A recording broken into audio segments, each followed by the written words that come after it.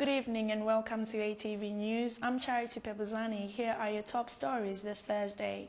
In Kaoma, Zambia, tear gas was fired by police as over 500 angry farmers attacked a Japanese accountant. The accountant working for Japanese Tobacco International was hustled away by police as farmers demanded payments they claimed were owed for 2011 and 2012 harvest. Rogers Chiwila, in charge of the Kaoma police, told the furious farmers to follow proper measures when airing their views, but Kaoma District Commissioner Josta Manjolo has threatened to suspend and throw out investors who came in the name of uplifting the living standards of farmers but didn't fulfill promises.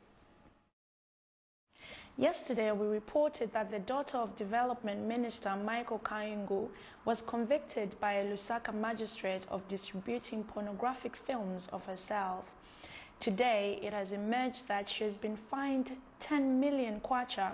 In passing this sentence, Lusaka resident magistrate Prince Mwinga ordered Iris to either pay the fine or spend 9 months in prison. Iris was found guilty of making obscene films with another unknown person between December 2010 and November 2011. Magistrate Mwinga made the judgment after watching the sex video. The proof that it will corrupt Zambian morals is beyond reasonable doubt, he said. Magistrate Mwinga added that the two who were participating in the film were very much aware that a laptop webcam was recording the entire scene. In Malawi, a man from Chisombe village in Blantyre is currently on remand at Chichero prison for sexually assaulting a 12-year-old girl. 20-year-old Daniel Kamoto allegedly defiled the Standard 5 pupil and impregnated her in Zingwangwa Township. Kamoto denied the charge on Tuesday at Blantyre Magistrate Court. He argued that the victim was his girlfriend. In entertainment, one of Zambia's biggest hip-hop group, Zone Fam, premiered their video on MTV Base Africa yesterday. The new song, Kontolola, meaning to take control, has received a lot of airplay all over Africa. Here's a sneak preview of the video. You can never face, dude, and your city will be home. Like we're logged into Facebook, the hot boys evaporate. Got temperature degrees like a graduate. Nimulila very little you can do. Intercity mongantina majantu. Tinambama kades anijireti. I come to your town and I see it. You hating, you fail to believe it. And rapisa rhyme in the feel it. Where I go, they know me. Play my song so they show me. Feel my flow, they call me. To kill the show so it's on me. Hold your seat and I control it.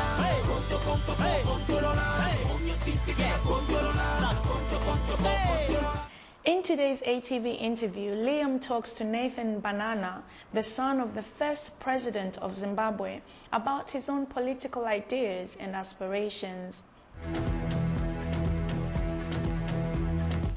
Well, we have a very special guest on today's ATV interview. Many Zimbabweans will remember Canaan Banana, who was the first president of Zimbabwe. Now his son Nathan has intentions of entering the world of Zimbabwean politics himself, and he's very kindly agreed to chat to us here at ATV. Thanks for joining us, Nathan. You're welcome. Now, I've had a little look at your blog, and you said you were thinking of entering a dirty political arena. Yes. What makes it dirty? Well, as you know, in African politics, we're still very young democracies. So in terms of our politics as well, there's a lot of corruption that takes place. A lot of human rights violations that take place. There's not enough transparency and accountability in the systems. So all this makes it prone to dirty tricks by different political individuals aspiring for office. And is that something that you feel can realistically change? I mean, it's not going to happen overnight, is it? No, definitely not. I mean, if you look at the Zimbabwean situation at the moment, there are a lot of leaders who are attempting to change the whole political environment. But they've got more experience, obviously, than me. But they're still struggling to do the basic things like open up the processes of governance so that they are more transparent and people can understand what political decisions are being made, hold politicians responsible for their decisions and actions.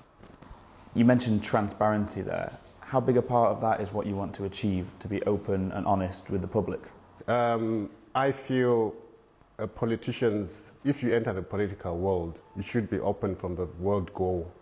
There are things like assets monitoring. Like if I've got a lot of wealth coming into politics, people don't know that. They don't know what I own.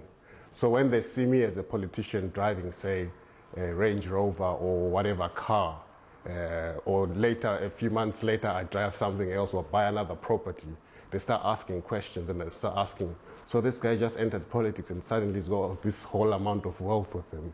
So why is he in politics when he's living a good life? So if I'm coming into politics with nothing at the moment, I share that with the public and they know that I came into politics with nothing. So if anything happens in between now and my term of office, and I suddenly have loads and loads amount of wealth accumulation, obviously there must be questions to be asked there. So basically I want to present a situation where when you enter politics, you are open enough to share with the people where you come from, what you have, and what you're going to do. And would you say there's too much wealth in Zimbabwean politics? I would say so, because if you look at the lifestyles of the politicians and the wealthy, and then you go and look at the lifestyles of the person on the ground, there's a vast difference. There's a very big gap between rich and poor. I think our middle class is almost non-existent. If it does exist, they are also on the poverty line. It's either you are rich or you're poor. It's no longer, there's the poor, there's the middle class, and then there's the rich. So the structure is really no longer conducive for a fair and just system. Many people in England complain about a separation between the political class and the public. Is that something that you have in African politics as well? I think with African politics, people tend to trust and rely on leaders a lot without asking for evidence of their services. Say, for instance, once you become a popular leader, people virtually worship. It's like going to church and saying, I pray through Jesus Christ. So people virtually worship that leader, and they feel they cannot criticize that leader if that leader does something wrong. So that's the sort of culture which I would want to try and change in Zimbabwe. Basically, leaders have become stronger than institutions.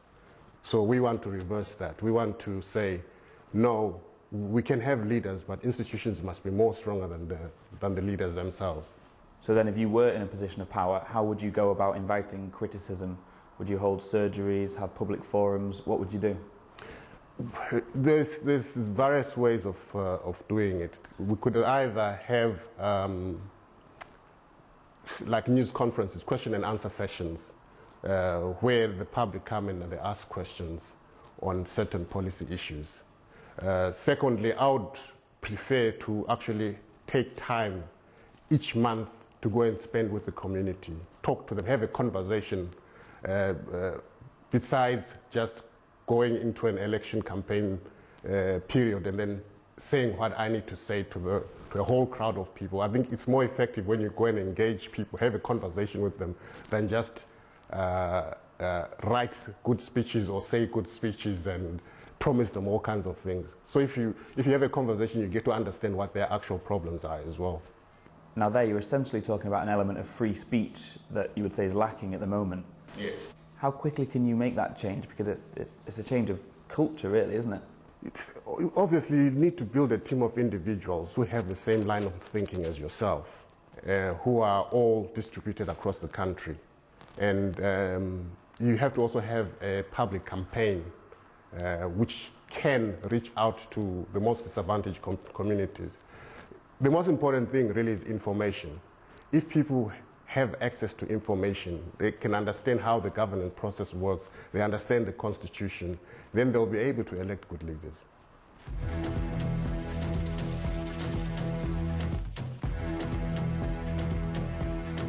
In sport, the draw has been made for next year's Africa Cup of Nations tournaments in South Africa. And here to join us to speak about this is Michael Mambo, our sport expert. So Michael, what do you think about this? Thank you, Charity. Zambia, who won last year's tournament, have a mouth-watering tie in their hands as they have been drawn in the same group as Nigeria. Burkina Faso and Ethiopia made up the rest of Group C, whereas the host South Africa will open the tournament against new boys Cape Verde. They're joined in Group A by Morocco and Angola. In Group B, we have Ghana and Mali, who will be favorites to progress, with the group being composed of Democratic Republic of Congo and Niger. Perhaps the most competitive group, or rather the group of death, is Group D, which consists of Ivory Coast, Algeria, Tunisia, and Togo. So Michael, you know, South Africa, who is the host of the tournament, they've not really been doing that good lately. What do you think? Well, I think they're a team which are still in development. If you look at the last couple of matches they had, for instance, they played Gabon and won 3-0. They lost to Brazil. Obviously, Brazil is more or less like the top team in the world, besides Spain and stuff. They also beat Mozambique and they beat Kenya, which are relatively small teams. So they will progress, but I don't see them winning the tournament. So what do you think about Zambia? I remember Zambia won last year. Do you think that they're good enough to win this year as well? Well, everyone knows Zambia now, so rather being honest, I don't see them winning, simply because more teams are aware than before, whereas Zambia more or less like sneaked in and won. Besides the team that died before, there hasn't been any other Zambian team that have been equally good or even better. So I don't see them winning this time. Are you saying they sneaked in? Because I think the new manager, he's actually a good manager, and he's doing very well with the guys, you know, because if you think they just sneaked in, I think it's the whole team, a teamwork thing, isn't it? When I mean they snuck in, I mean, I don't mean it in a disrespectful way. Yeah, of course. What I mean is, like, when they played Ghana, Ghanaians were too overconfident. Even though Ghana played better, they had the better individual players, Zambia was more of a team.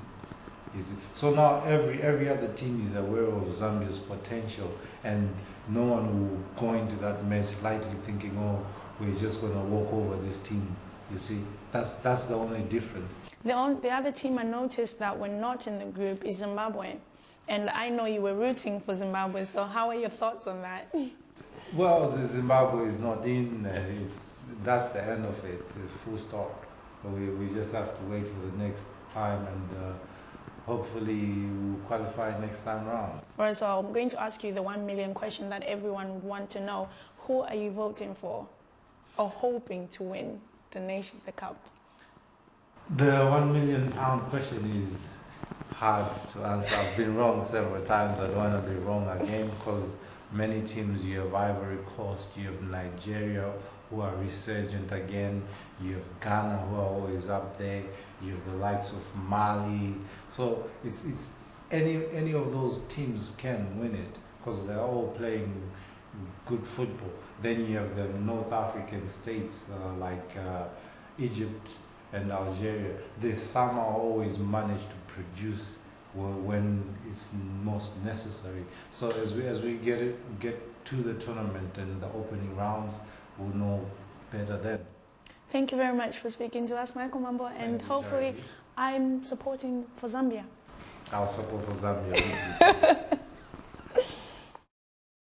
Today's photo of the day has been awarded to Elvis Muskas K. Musandisiye. In this picture, Muskas is with his friend Jayton.